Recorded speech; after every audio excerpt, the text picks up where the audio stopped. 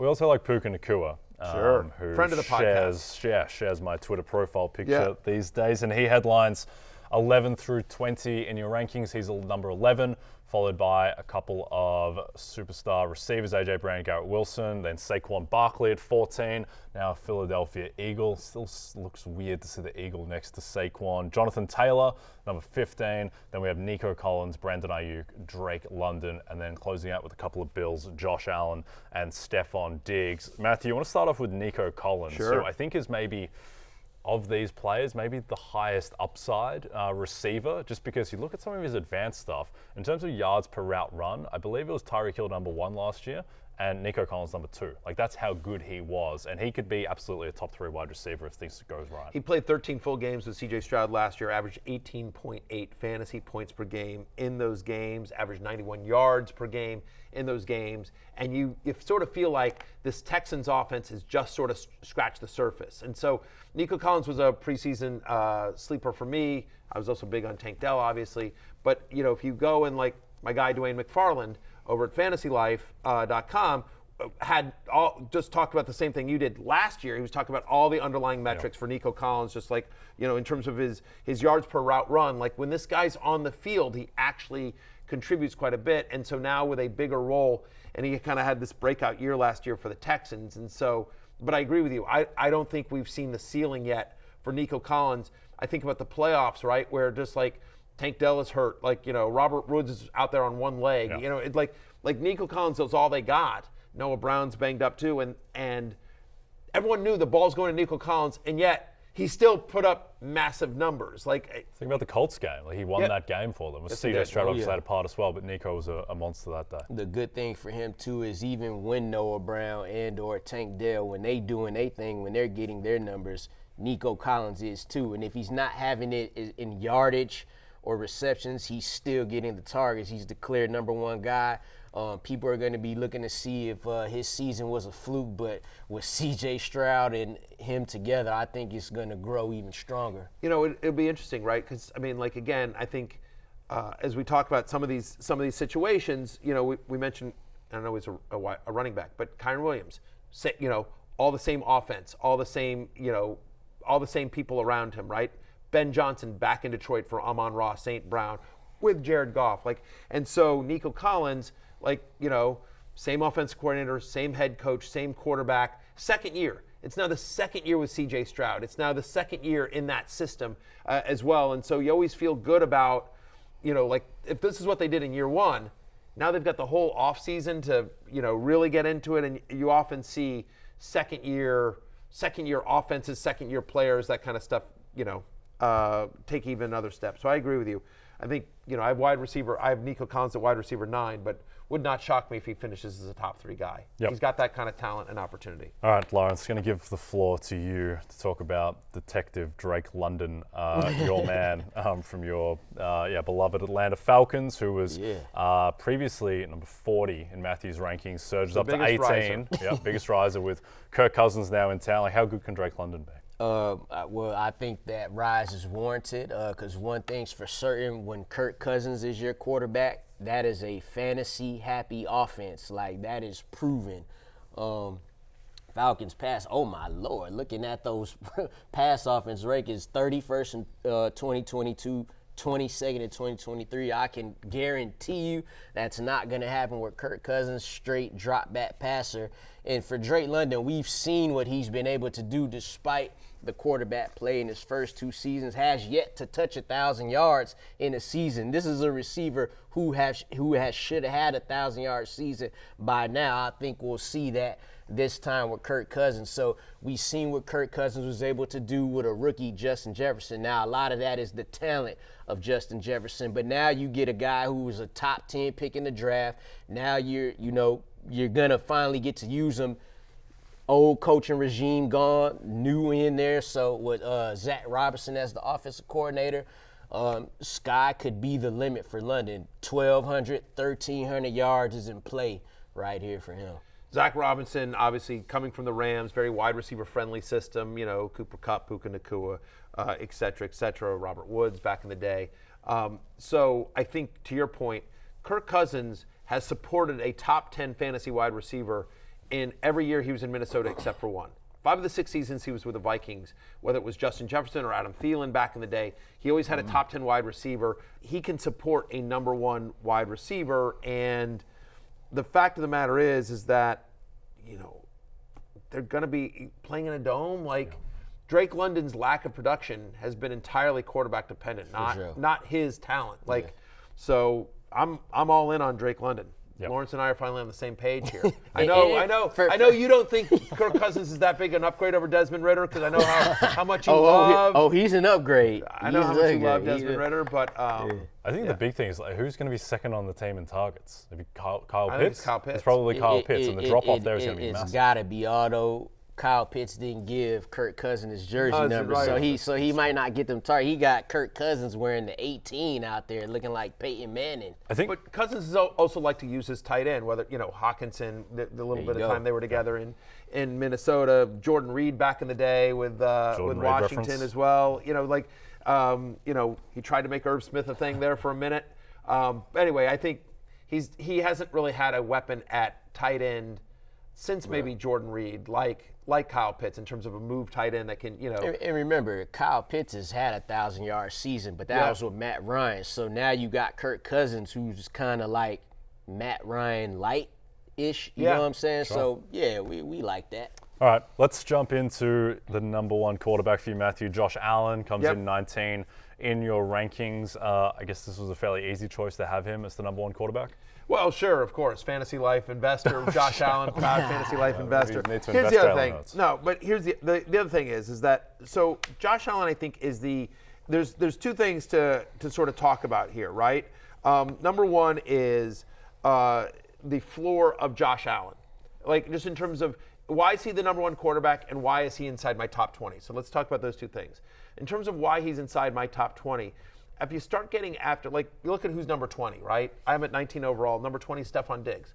We have some question marks about Stephon Diggs, right? Some of the guys that come after him, we're not going to get into 21 through 30, but you'll sit there and look there and you're like, Devontae Adams is of the world. Guys that you start going I think he could be good, but also if you squint, you're sort of you know what? I could see something where this starts going south. So we'll see how drafts sort of continue to go until August. But I like locking in the production. The other argument for Josh Allen is that I would argue that at it's nice having an elite quarterback, and I would argue that Josh Allen has less question marks about him among the elite quarterbacks than anyone else.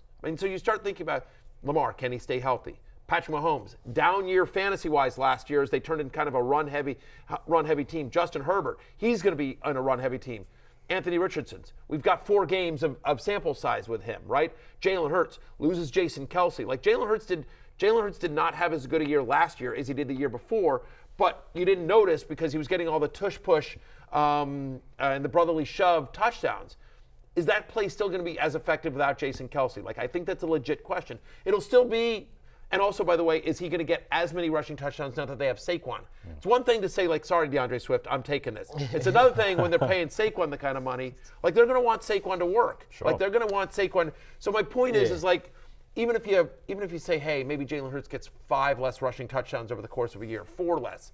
The fact of the matter is, that's significant when, the passing offense was inconsistent last year for Philadelphia. As I dropped my pen. So I just think Josh Allen, who averaged over 2 points more than any other quarterback last year, who's finished as the top two fantasy quarterback every one of the last 4 seasons, has at least 6 rushing touchdowns in every season of his NFL career. Once Joe Brady took over, he was the 2nd best quarterback in fantasy, behind only Lamar. If you wanted to make Lamar number 1, I get it. It's just, for me, Lawrence Jackson, and I know you're as big a Lamar fan as anyone out there.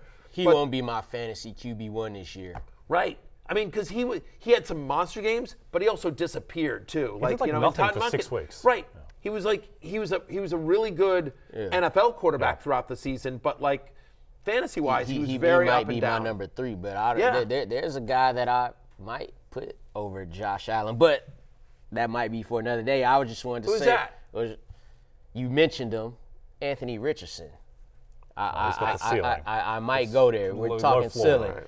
Just quick about Jalen Hurts. It wouldn't shock me if Anthony Richardson finished as the number 1 quarterback in fantasy. This how I see it, right? But it's also just Allen has such a high floor. Right. It could be getting too big for my britches, but I had Anthony Richardson as quarterback 5 in his rookie year. Yep. Again, the sample size was too small, but he was quarterback 5 in that short sample size. For Allen, I would say this. You talk about his floor. You don't have to look no further than the game against the Chiefs that they lost in the playoffs. He was 15 of 39 passing for only 186 yards. Yeah. But he ran for 72 yards and 2 rushing touchdowns with that. I think he had one. So when you talk about, that's a great fantasy day right there. So I mean, you can't argue the Josh Allen at this point. He's been the top guy in fantasy. Yep. Save for Jalen Hurts the 1 year, but the past 3 years, it's been him, double-digit rushing touchdowns. Diggs and Sherfield also left about 150 yards and 3 touchdowns on the table for Josh Allen. There's no question about it. I'd argue Curtis Samuel is an upgrade over Gabe Davis just in terms from a passing offense. They're obviously different kind of yes, he is. different kind of wide receivers, but Yeah. Curtis Samuel is really good, and he's going to be a really good fit for that offense. They're going to draft a wide receiver, and second year of Dalton Kincaid as well. Shakir came on as well. Like so and I think they having the full offseason to really get into Joe Brady's offense versus last year was sort of like they're just trying to mix and match a little bit. From Ken Dorsey's offense, and he switched a little things, but Brady will get his hands around this a little bit more. There's a couple of receivers at the end of that first round that Right. the Bills could draft, and those guys like a Keon Coleman or Adonai Mitchell could end up having a better season than those big 3 receivers at the top part of the draft, simply because they're with Josh Allen and the Bills. Last 2 things on Allen. One, I think there's always a little bit of a concern about Allen's health because of how violently he plays, but he never gets hurt. He never gets hurt. At some point, you just have to accept that he's just built differently. He's a linebacker out there. And so I'm not too concerned about that. The other thing which I think helps Allen's fantasy value is the Bills have this insanely difficult schedule because they have a first place schedule because they won the division on the last day of the season. They're not going to be able, I think, to just run the ball every second half. I think they're going to be in really difficult games. And so I think that helps with Allen just with needing him to drop back, needing him to run, needing him to throw. So I agree with him being number 1 of the quarterbacks. Lawrence, let's go to Saquon Barkley, who I think is maybe the most confusing player in the top 20, just because they don't really know who this guy is anymore. Is he the guy who was in the mix to win comeback player of the year a year ago or 2 years ago, or is he the guy who really struggled in that Giants offense, which admittedly was the Giants offense, but his yards after contact, his broken tackle rate, all that fell off. And then you've got him in this Eagles offense where much better offensive line, better offense, but Jalen Hurts is going to steal touchdowns, and also Jalen Hurts doesn't throw to the running back. Yeah, you're definitely going to get Jalen Hurts getting I could also see a scenario where both of those guys hover around 10 rushing touchdowns, Jay. But I'll say this, though. If you have questions about Saquon Barkley or, is he the same guy, just think about the questions that DeAndre Swift had coming into, playing for the Eagles last year with the injuries that he had, just not being used and wasn't as productive as we thought he could be. He parlayed his 1 season with the Eagles into a 3-year, $24 million contract with the Bears. The year before that, Miles Sanders rushing for 1,200 yards, and he parlayed that into a contract. We seen him with the Panthers. Now he's the backup running back behind Chuba Hubbard. So I think everything is going to work in Saquon Barkley's favor. He'll lose those rushing touchdowns to Jalen Hurts, but he'll have more opportunities to score himself. And some feel like he can't break the long one anymore. I think he still can. He's done that recently.